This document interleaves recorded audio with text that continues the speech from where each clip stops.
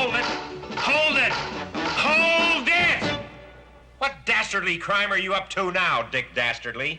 A foolproof way to win this wacky race, that's what. And now, here they are, the most daredevil group of natty drivers to ever whirl their wheels in the wacky races, competing for the title of the world's wackiest racer.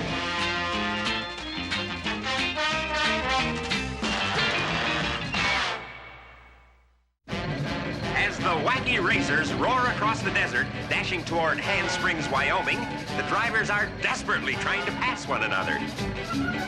Pretty much all the Saturday morning stuff was superhero and action-adventure shows. And there was a lot of parents groups, I guess, that figured there was too much violence on television. So in the year that Wacky Races came out, they kind of went back to basics like slapstick comedy, more Roadrunner, Tom and Jerry type gags. Drat and double drat!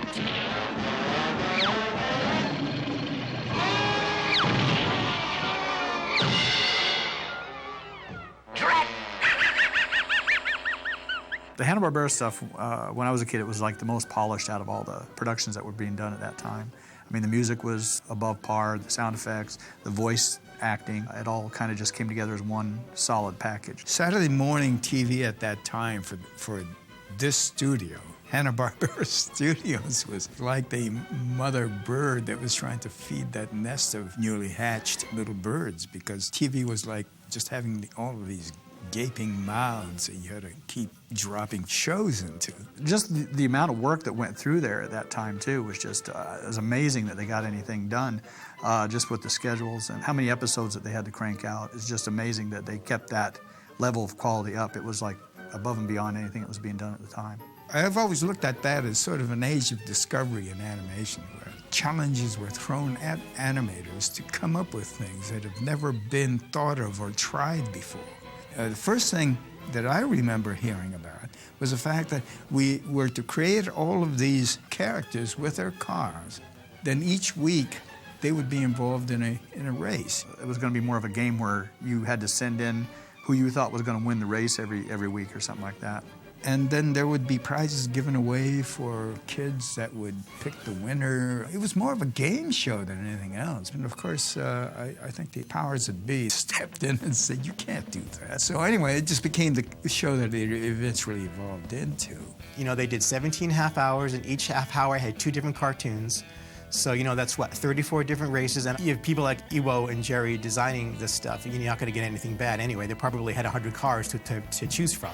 You had so many hands in this show. I mean, you get all those people in a room, and it's going to be pop culture of whatever was popular at that time. With Wacky Races, I think there were a lot of things in movies that were sort of like that. So you had Frankenstein-like monsters racing alongside classic 1920s gangsters. It's almost like they weren't trendsetters. They just kind of went along with what was going on. If it was a popular TV show, or if there was an aspect of the TV show that was popular at the time, they would take that and expand on it and just kind of give it a little bit more of a twist rather than just do it verbatim.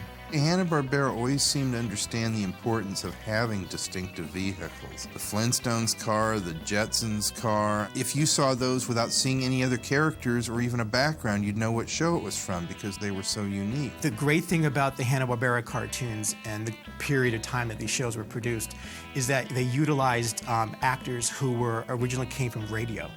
And there's a big difference between a radio voice actor and an actor doing a voice. Boy, did I have a good time. Only girl on that show.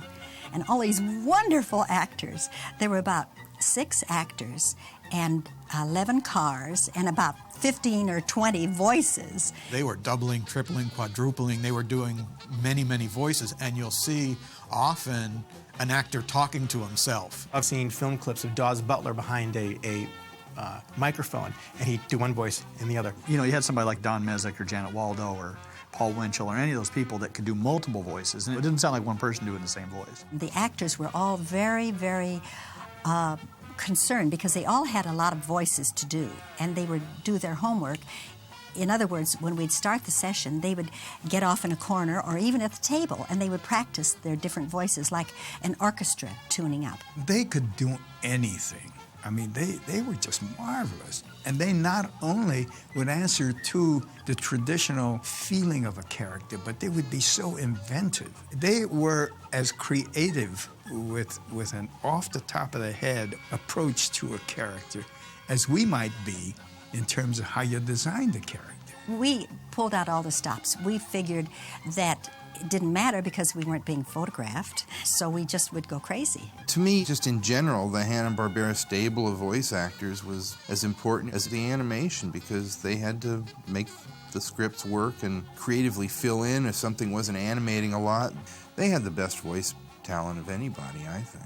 You're working with limited animation here. You can't do full-out facial expressions like you can in a feature film. You don't have the time, you don't have the money or the budget, so you rely a lot on the voice to bring across, acting-wise, whatever you can't do character-wise in the animation. The Wacky Racers are off to a good start, folks. All except Dick Dastardly, who seems to be tied up at the moment. Drat! Hanna-Barbera probably started using the narrator in Wacky Races because of the nature of the show itself. Because it was a race, and races generally have someone calling the race. And also, again, I think it probably had to do with the number of voice actors that they were using. It freed them from the characters having to give a lot of exposition that the narrator could do in a humorous way.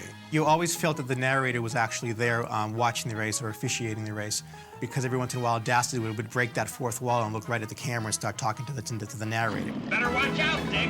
Why? You're approaching the end of the bridge. Huh? Yikes! They were very smart to use a narrator in the show because, again, when you're working with a limited budget and a limited time in animation, what the narrator did for this particular show is it moved the pace of the cartoon along. And away they go on the way out Wacky Races.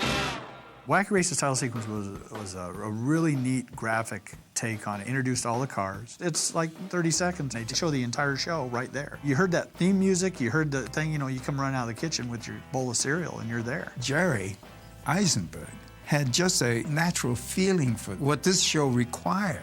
Most of it just came out of my imagination as far as for the looks of the cars. You remember things that you've seen in the past, whether it's in a cartoon or a live-action movie. We always had books to look at for reference, you know, maybe a little something would trigger a thought. One of the things that makes the show interesting is the fact that these cars had a great deal of diverse looks and names. Joe Barbera would come down to our room and pick the ones he liked. Sometimes he'd make a blend, you know. He'd say, take a part of this one that someone did and part of this one that maybe someone else did and put it together. Originally, I designed a boulder mobile, like a car that looked like a big boulder with this one caveman sitting in it. And Joe liked it. But then he came back the next day, probably talked with his writers, maybe the network people. And he said, well, we'd like to have two cavemen in it. Let's make them the Slag Brothers.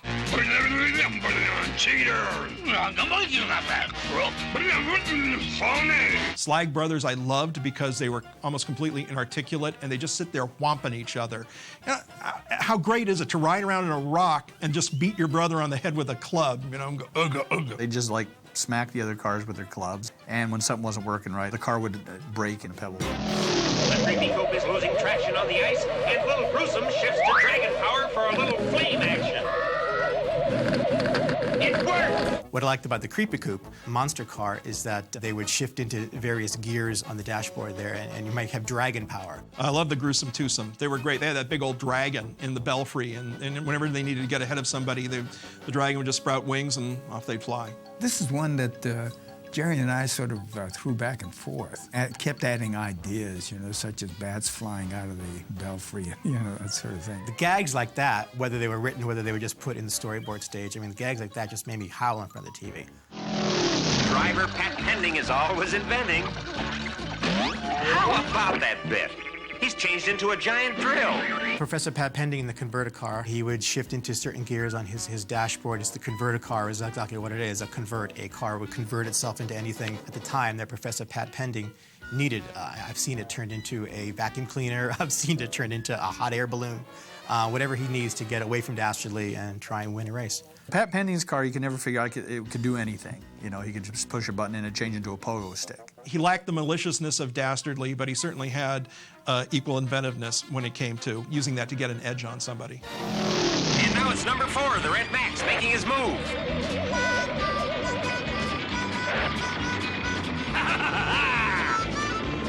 That's not a car, that's a plane, you know. It may skim above the ground, but the guy was pretty close to just making an air race out of it. It's an airplane.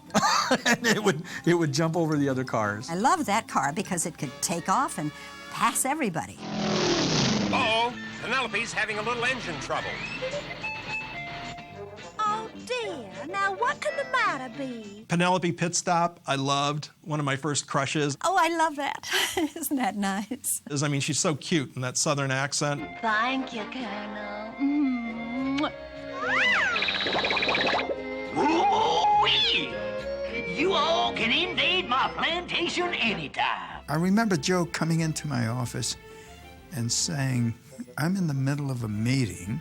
We're going over the wacky races, and we came to a realization that there were no females in the show at all. And he said it would help if we got at least one in there. And he said, just put together a car and a girl. She was designed in about 2 hours, I think. For Penelope Pit Stop, they just called me to a session for the wacky races and said, you're Penelope Pit Stop. Well, Southern gal, you know, she's driving this car, the compact Pussycat. She drove it and she had her own little beauty supply there, you know, and she could put on lipstick while she's driving and she could fix her hair and she'd say, oh dear, you know, something's falling apart here. I thought it was funny that she could push a button and a huge hair dryer would come out of the trunk, comes down over the car, you know, it dries her off, spoofs her up, and yet the 20 minutes it took her to do that, it doesn't matter, she still won the race. Speed limit, 85 miles an hour. Quit dragging your feet, meekly. Charge! The Army Surplus Special, you've got a tough sergeant and a meek private. So what do you call them? Private Meekly. You know, Sergeant Blast, because he's got a loud, obnoxious voice. And you put them in an Army tank, you throw number 6 on, and it's a race car. Servicemen gags were always funny. I like to see Sarge, you know, yelling his head off. Ouch! Away, meekly! Army Surplus Special I liked a lot. It would like just shoot randomly, you know, like the cannon would shoot and they'd get out of control and they'd be spinning around and stuff like that. Uh-oh, looks like too much hill for the anthill mob. All right, you guys, everybody out and push. The Anthill Mob number 7 in their bulletproof bomb, I mean, they were obviously a 1940s Untouchables era car. Gangsters are in the car and they're trying to win a race. I always liked when their feet came out the bottom and they, you know, I'm sure everybody liked that part, but I thought that was kind of neat. And the fact that they were just always bunched up together and they always ran in a bunch. Wow! Listen to that motor hum. That's quite a powerful motor you've got there, Luke. Yep, and it costs only peanuts to run. The Arkansas Chug-a-Bug, that was pretty cool because you know, the guy driving at the wheel was always asleep and the bear was always freaking out. Let go of me, you gosh dang blubbering bear! Love those guys. Love the fact that Blubber was always crying about something and Luke would just sit there and go, like, speed her up, Blubber. Taking an early lead is that Beau Brummel of the Brake Van Burners, Peter Perfect, in number 9, the Turbo Terrific. Peter Perfect, you know, his car was always falling apart. Didn't matter what it was, you know. He'd just stop it and it would fall, the wheels would fall off. He was always trying to rescue Penelope, which was very nice of him. Having automotive trouble, Pretty Penny? I'm giving my little old wheels a quick drip dry wash, because they won't run with that dirty old mud on them. How feminine. I always kind of sensed that there was something going on between Penelope and Peter Perfect, because he'd call her Miss Penelope, and then she'd say, oh, why, you're just a little old cutie pie, Peter Perfect. Halfway to Handsprings, Rufus Roughcut in car number 10 hacks his way ahead. Rufus was, you know, big, burly Paul Bunyan type, kind of a lunkhead, and Sawtooth was, you know, he's kind of the brains of the organization. And I like the fact that he could drive a, you know, car down the road on 2 giant saws and not cut up everything. My favorite car that I used to draw all the time was the Rufus Roughcut and the Buzzwagon. I don't know why, but I just thought that was the coolest thing. Nothing can stop us now, Muttley. We're a cinch to win this one. One more exhibition like that, and you'll walk the rest of the way. Gotta love Dastardly and Muttley. They're just classic, and just left to their own, they were amazingly funny. Dastardly was some wild scheme, and Muttley just sitting off to the side.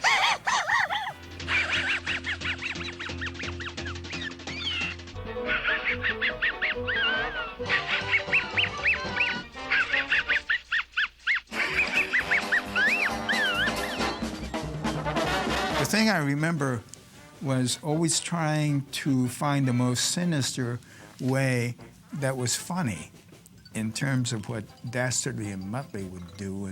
And it had more to do not so much with the initial idea of what they were doing, but how they would do it. Dick Dastardly was always just massacred.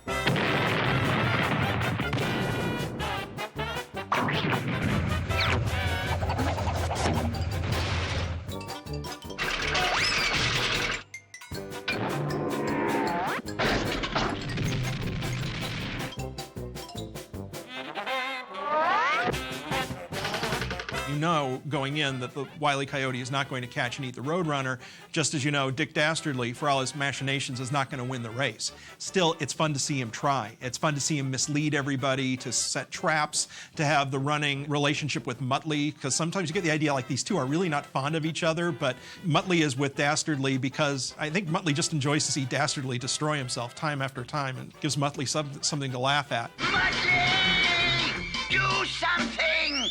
Anything!